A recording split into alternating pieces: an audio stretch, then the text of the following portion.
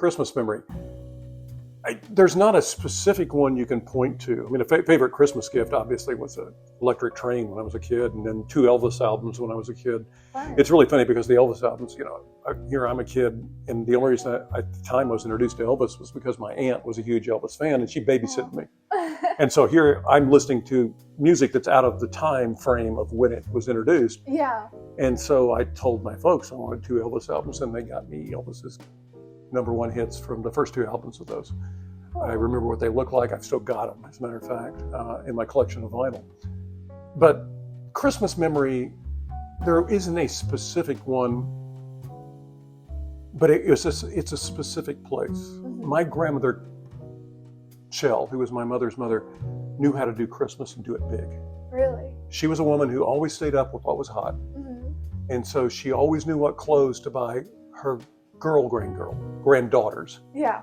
the girls in the family. And then she knew exactly what we were doing sports-wise and what we wanted as the guys growing up. Oh, that's so And fun. she was the kind of person who there were traditions that she had. One, her cooking was amazing. Mm-hmm.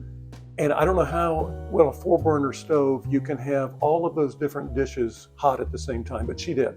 Very cool. And she had, even if she was making the traditional turkey and ham dinner, wow. she still had, with homemade rolls and all the other stuff, Yeah. she still had each grandkid's favorite food in there too. That's so fun. I had a cousin whose favorite food was spaghetti. There was always spaghetti on the table that she had made that was homemade spaghetti for Terry. Oh, I love it. And there was somebody else who just loved pinto beans with ketchup. The ketchup was on the table and the pinto beans too. So she would do all of those things at Christmas. Uh-huh.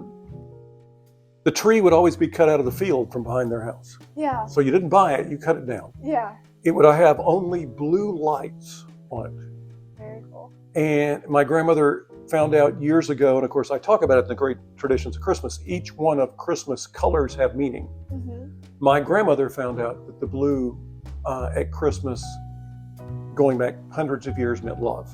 Oh, I love that. And so she had the same decorations. Yeah. A lot of them broken. Mm-hmm. Some of the reindeer only had 1 antler, That but she happens. still hung them up, those glass decorations. Underneath the tree was piled with so many presents you could not believe it. Wow. They were not wealthy people, Mm-hmm. but Christmas was going to be done right for all their grandkids I love that. and all of their kids. Mm-hmm. And all of us would gather on Christmas Eve in this house after eating. Mm-hmm. And the presents, the youngest grandchild got to hand out all the presents. Yeah. And you'd be waiting for yours, and you would get yours one at a time and start opening it. And Grandma had a rule. There was no cleaning up until after every present was open. So you would have wrapping paper stacked 1.5 feet high all over that floor. Uh-huh. And then everybody had to display their gifts from their person and tell who they got the gifts for. And it went on for a couple of hours. And that was what she did on top of that hill in Salem, Arkansas, to assure us that we were loved. And she bought the right presents. She didn't guess. She did her research. She Yeah. brought the right presents. The other thing I remember so much about Christmas at her house Mm-hmm. was there were always at the quote adult table and the child's table, because they had them both. Boy, as a kid, there was one thing you wanted to do. You wanted to graduate to the adult table, Yeah. and then your tea glass was a goblet. Yes. Not a little glass. It was now a goblet. But she also always had 2 or 3, 4 extra places where there were plates, but nobody was sitting. Yeah. And that's because if she found out somebody in town's kids weren't coming in, Mm-hmm. our grandkids weren't coming in, they got invited. Oh, that's So we would always meet new people yeah. that we didn't know that weren't a part of our family. Mm. The other thing is my grandparents were so revered that during the entire time of Christmas the next day, people were coming by all day long to stop by and talk to Tom and Lena. Oh, I love that. And so Christmas was very much all of the cousins getting together, sleeping on floors, and then getting presents that we dreamed of. Mm-hmm. Not expensive presents, but presents that were perfect and we wanted, and then playing with them or trying them on or doing all of those things. Yes, you went to church on Christmas Eve. Yes, all of that mattered as well, but it was being at the house, seeing that there was always one more if she found somebody to bring in, a stray as we called them, and that Christmas was this family event. And did we have the strange uncles? Did we have all the, yeah, you have all those people there. But it didn't matter on that night. Maybe in the summer, not everybody would have gotten along with each other. But at that time, it worked. And I talk about that in my Christmas book. Christmas will forever be that kind of experience. We do probably 12 trees here, 10 or 12 trees here at Christmas.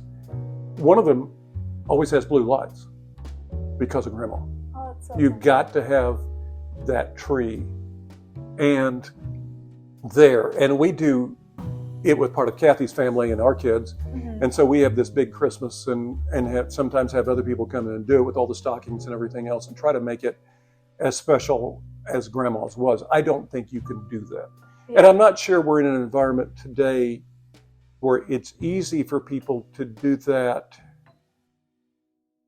because Christmas has evolved into let's go here for Christmas or let's go there for Christmas. Yes. But I've talked to all my cousins, and for us, after Grandma died, Christmas was never the same as it was in that place. Now, it wasn't that way on the other side of the family. My other grandmother was very, very poor. And we would not have big gatherings, and she had 10 kids, and we would just come in and be there for a while and then leave and take the presents. But I do remember at her house, she had angel chimes. And for me, the big deal was lighting those angel chime candles and watching them go around as a kid. Yeah. And I have her angel chimes and light them every year. So both of my grandparents who gave me special memories, those memories are still a part of my children's memories, and they'll take them and probably make them a part, if they have children, of children's memories as well. Love that. And so the traditions are in that respect, are very important.